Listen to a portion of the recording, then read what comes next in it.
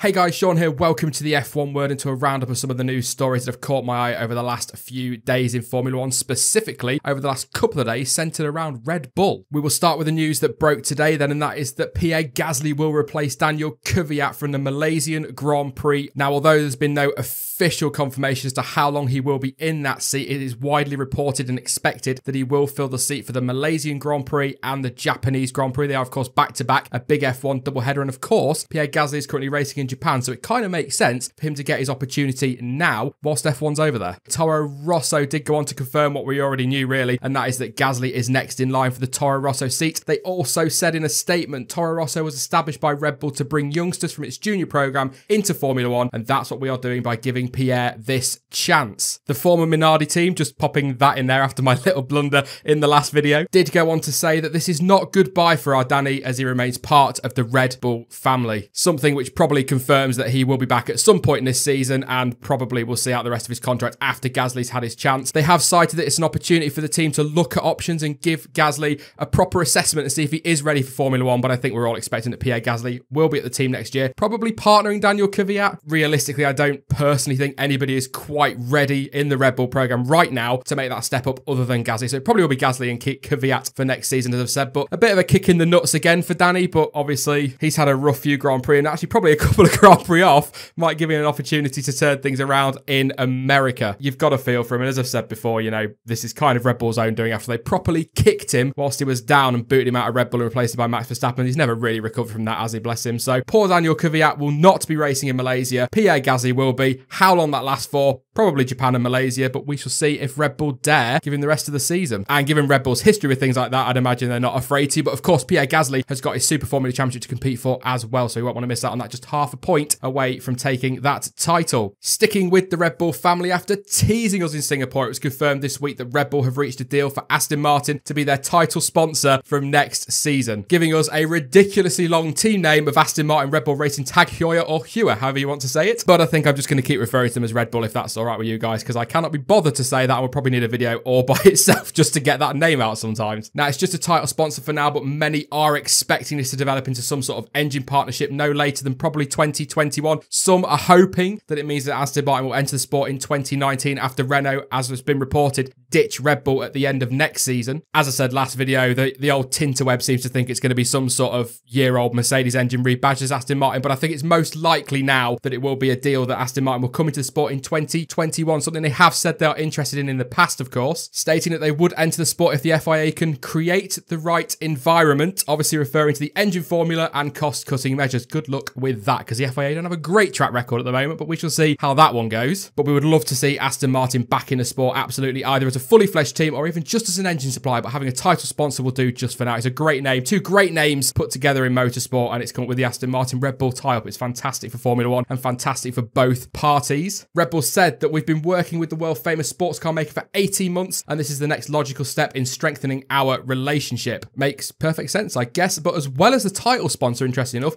Aston Martin are going to put their new Advanced Performance Centre at the Milton Keynes HQ where Red Bull are based. That is fantastic for Aston Martin and Red Bull. It is going to be led by Aston Martin staff. What Red Bull will have to do with it, I don't know. I'd imagine there'll be two separate ventures just based in the same place, but that is also part of the tie-in. As well as the speculation of an engine tie-in from 2021, there is also talk on the internet that Aston Martin may be set to buy Red Bull in the near future. Personally, guys, I don't see that happening. Red Bull absolutely love Formula 1. They've got a lot to give to Formula 1, and they do take a lot from Formula 1. They are very quick to criticise it and very quick to criticise those in charge, but they do love Formula 1 and love being there, so I expect them to stay, especially with Toro Rosso also already on the market. The chances of Red Bull pulling out the sport absolutely entirely, I think, are very, very slim, although it all kind of comes down to what engine deal they can get in the future, doesn't it? Obviously, if Red Bull are ditched by Renault next season, then they're going to need an engine. If they end up with Honda, it might put them off. It might put the big wigs off, but I would imagine they'll stick around for a while, at least until they know what the future is for Formula 1 in terms of the next engine formula. So at the moment, not likely. It's possible maybe in the distant future, but I genuinely think Red Bull are here to stay and are going to be around for a long time. Toro Rosso, on the other hand, I think they could end up as Honda. With the 2018 grid starting to take shape and seats filling up very, very quickly, attention has turned now to Williams and who will partner Lance Stroll next season. Felipe Massa, of course, has the seat at the moment, although there are question marks over whether or not he will will stay next year.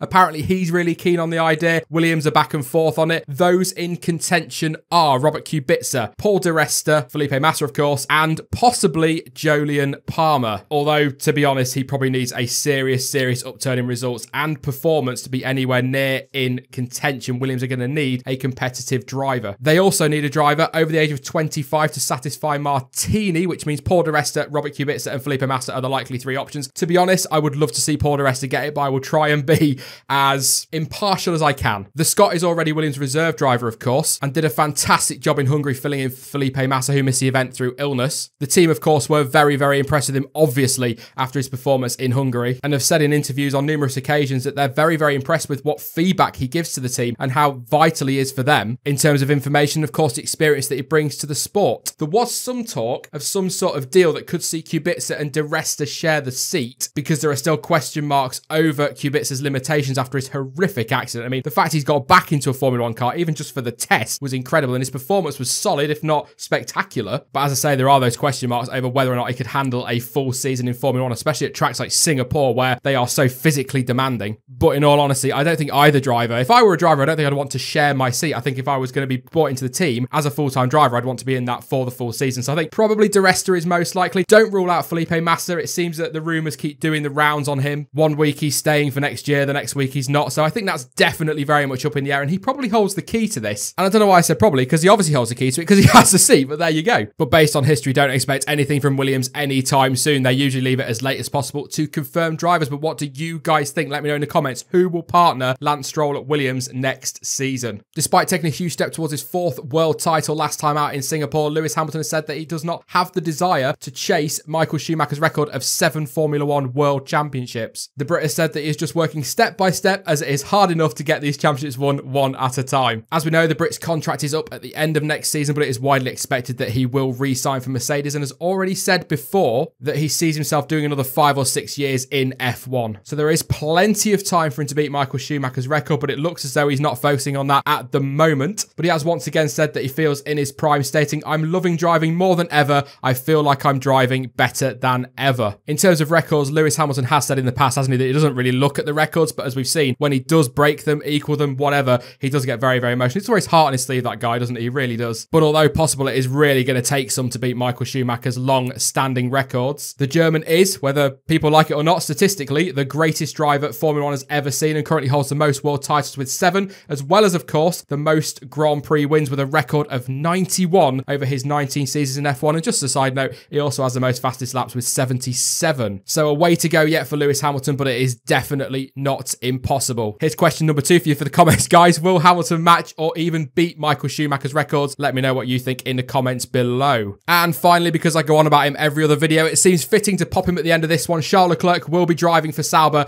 in FP1 for 4 of the last 6 Grand Prix this season. He starts this weekend on Friday in Malaysia before taking part in the US, Mexico and Brazilian Grand Prix FP1 sessions. All of that, of course, adds to the likelihood that he will get the second Sauber seat in 2018, because I think we all expect Marcus Ericsson to keep that seat. And his fantastic performance in the Hungary test earlier this season just added to that. He absolutely is ready and completely deserves the seat. And of course, these FP1 sessions are going to give him some great experience going into 2018. But let's not forget, we'll give Sauber and Ferrari vital information on feedback as to whether he is ready for a seat in 2018. I hope he does. He is running away with the F2 Championship, of course, and he can win it and wrap it all up in Jerez in 2 weeks' time. Good luck, Charles. Totally deserve it. He's been incredible this year, and if he's not in Formula 1 next year, there is something seriously wrong somewhere. And although it's likely he will partner Marcus Ericsson, let's not forget Antonio Giovinazzi, absolutely another driver who deserves a seat in Formula 1 sooner rather than later. And I still stand by what I said. I want Charles Leclerc and Antonio Giovinazzi in that Sauber next year to go head-to-head and fight for that 2019 Ferrari seat alongside Sebastian Vettel. That is what I want. I'm sure there are so many of you out there that want that, but we'll see how that goes. But that is it for this news roundup, guys. It is, of course, the Malaysian Grand Prix this weekend, and it's very sad to say the last ever Malaysian Grand Prix. It really is a shame. Of course, the Malaysian Grand Prix burst onto the calendar in 1999, a race which saw Michael Schumacher return from his broken leg, and he smashed the field